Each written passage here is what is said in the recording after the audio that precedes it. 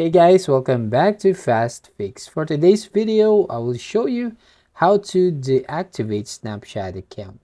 So go ahead to your Snapchat app and your profile. Then tap on the gear icon, which is the settings at the top right corner. And scroll down at the bottom, you can see delete my account option right here. But if not, go to this I need help option. Now right here on your Snapchat support, you can now type right here delete account. Then we will find a link right here that can help us to deactivate our account. So for example, this one, scroll down, then go to accounts portal, which is the link right over here. And then finally, you are on this page where you can actually deactivate now your account. When you put your password right over here and then tap on continue, your account will be deactivated for 30 days, and after 30 days it will permanently delete your account.